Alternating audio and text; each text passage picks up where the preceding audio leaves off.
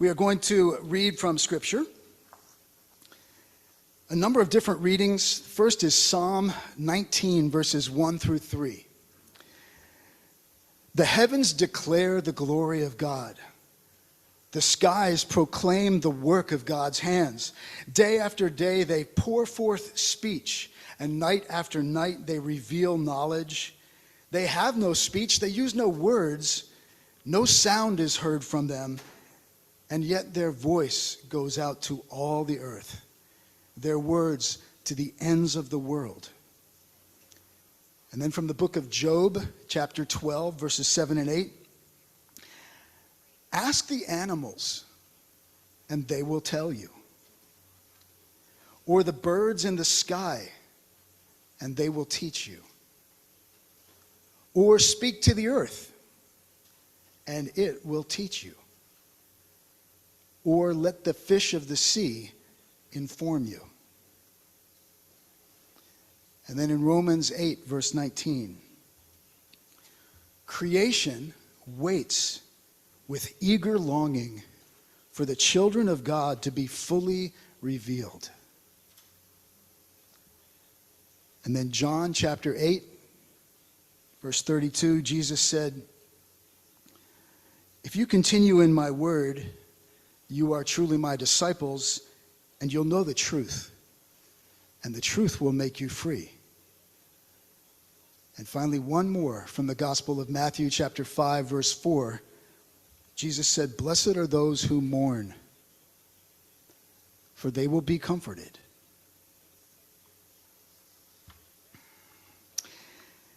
As I was thinking and praying in preparation for today's uncharacteristically brief message,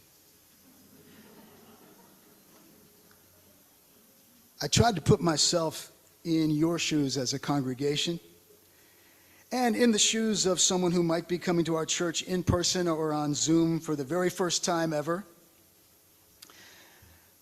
because you really want and need to connect with God and maybe with a community that'll help you do that in an ongoing way. And as I've said, if this is your first time with us, then we don't focus on this particular subject or things like this every week.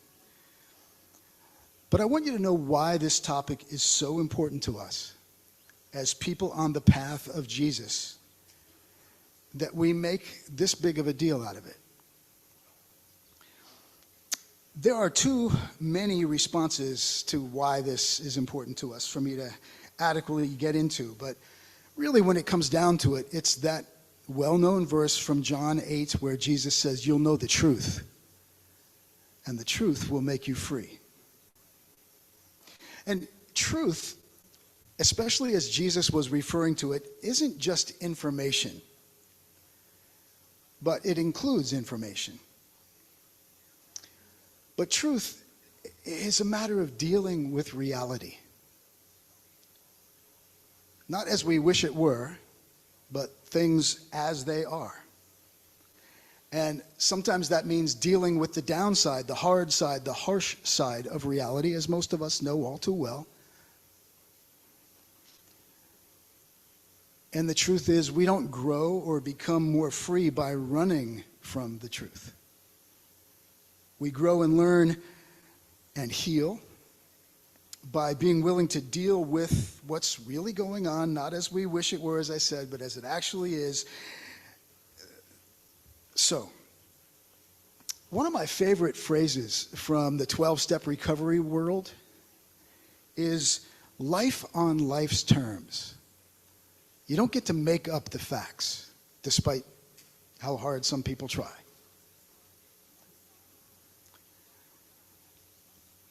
We have to face reality, face the truth about ourselves, about our lives, tell the truth, not to beat ourselves up, but so that we can get to the heart of things.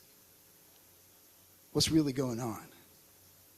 So that real, deep, lasting change for the better has a chance of happening. As Lutheran pastor and author Nadia Bolz-Weber often puts it, the truth will make you free, yes, but first it will make you miserable. Jesus said in Matthew 5:4, Blessed are they who mourn, for they will be comforted. Comfort, the word literally means with strength. So to be comforted is to be given strength. And Jesus says we will be strengthened if we will face reality, but sometimes we have to mourn first. You know, one of the things that I love about Jesus is that he was incredibly realistic. He never pretended. He never watered things down. He never went into denial. He never sidestepped or avoided anything. He never looked for shallow, easy, surface-level solutions to deep and complex problems. And the truth is that there are some experiences as human beings, and I don't need to tell you this, to which mourning is the only healthy response.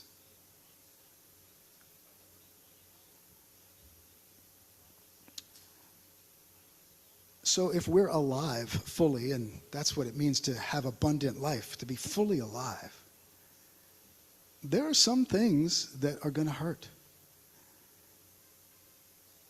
that we're going to feel deeply. Or, you know, I don't like to should on you. It's my 11th commandment, thou shalt not should on thyself. But we should feel things deeply. There's some things that should hurt, bother us. That's just the truth. It's just not a pleasant or easy truth. So this morning we've gotten a solid dose of the truth about plastics in this world, and how plastic is literally poisoning us, the earth, all living things, and our mindset as well. We've been looking deliberately at some painful truths, and the goal, though, is not to overwhelm or to depress you. And let's face it, there's a danger in that, isn't there? I mean, these problems are so big and so deeply entrenched, and so many special interests rooted in the thought of turning around this massive ship that is the plastics industry. I mean, it's overwhelming, isn't it? And that's why, as Jeff said, though, and as various things have said, so we do what little things we can do. They all matter. We start somewhere. And that's how any change that ever gets made is made. You take a step, a small step, and then you trust that the spirit of truth, of life, of love will be in that small step with you and keep you moving forward. And then other people join you, and before you know it, there's something bigger going on than any one person could make happen by themselves. And we do it in community, and we encourage each other when any of us are tempted to say, who's going to change this? I can't change this. And that's bigger than the plastics issue, any issue.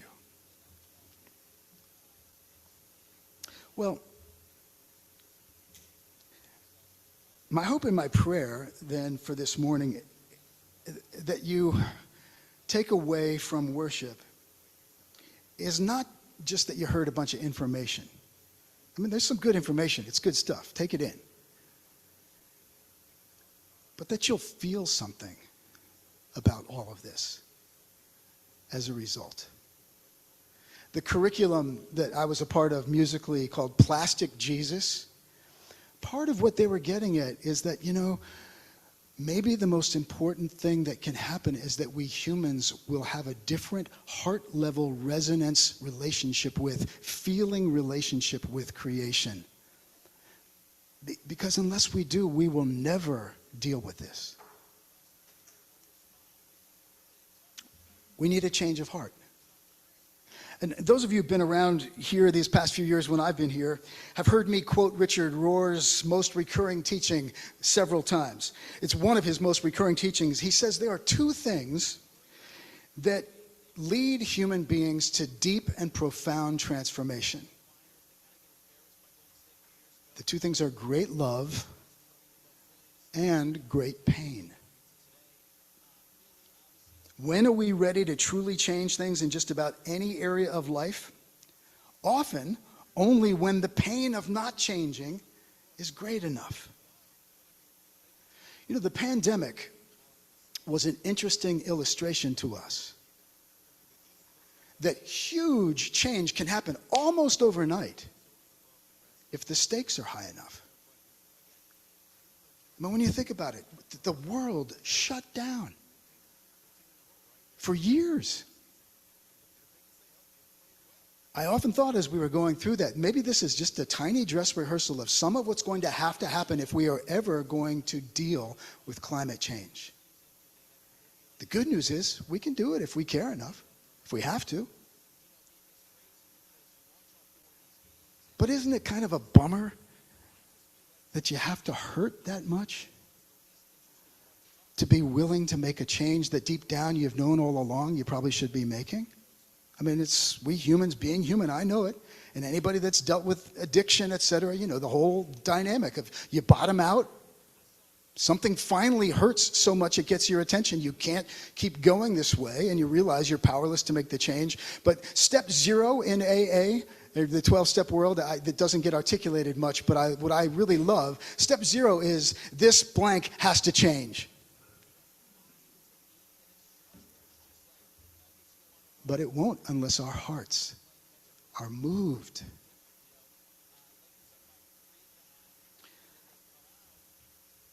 And that's why I'm so into Jesus. Because the path of Jesus is all about choosing to focus on the most loving and kind and just and respectful way to live. It's not the only way, but it's a beautiful way to get underneath the ego and the human craving and blind selfishness that leads to the problems we have. So I'm going to suggest that we focus on just one small step of choosing the path of Jesus, the path of radical, extravagant, revolutionary love as a way of addressing the crisis of climate change, including plastics, and that is that we need to be willing to enter into an emotional relationship with the earth. Now, I'm completely serious. The song we're going to close with, which is part of the Creation Justice Ministries curriculum that 30,000 churches are using now, says, the title is Fall in Love with the Earth. That's the conversion that needs to happen. Instead of regarding it as a thing, as an object, as a possession, to be consumed and owned and exploited for profit, we need to start regarding the earth and all living things as family, as friend, as beloved, as a living being with whom we're in mutual relationship. Some of you already do this beautifully with animals, your relationship with your pets. But we need to extend this love more than ever now and get personal with creation. This is nothing new. Indigenous peoples have been doing this forever. Everything is alive. Everything is speaking. The trees, the birds, all creatures, and it's been with us in the Christian tradition all along. St. Francis referring to the sun and the moon as brother and sister, and the animals as brother and sister, and not as an it. Loving creation. So I am inviting you, challenging you to consider what it means for you to show up emotionally with the earth. The earth doesn't belong to us like property. In fact, let's get real. We belong to the earth more than it does to us. It will be here long after we as individuals, or as a species for that matter, are gone.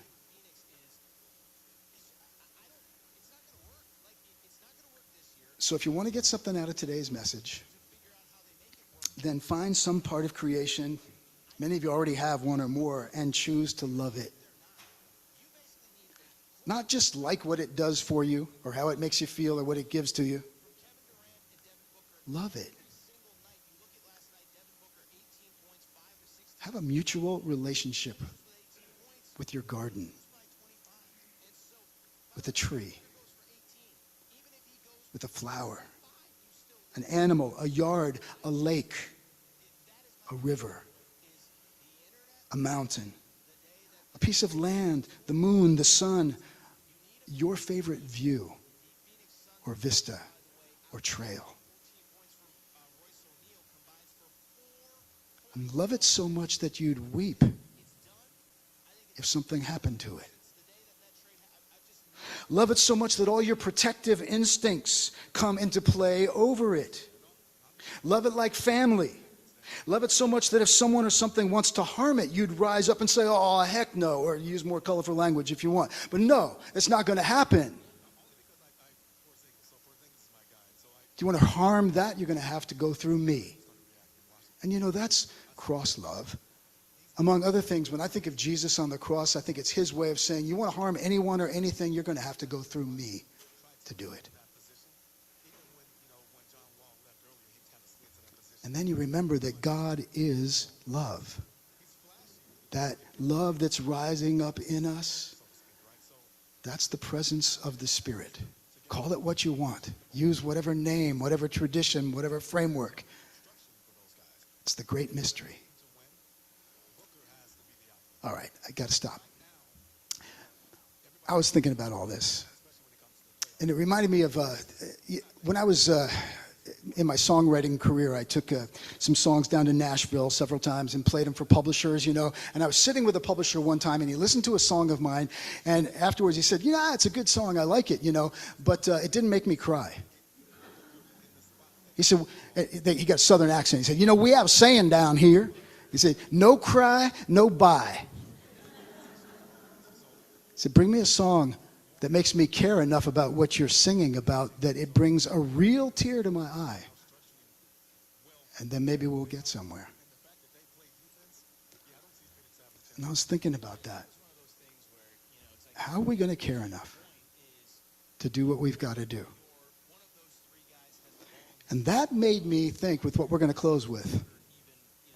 It was a commercial. That's your warning, Chris.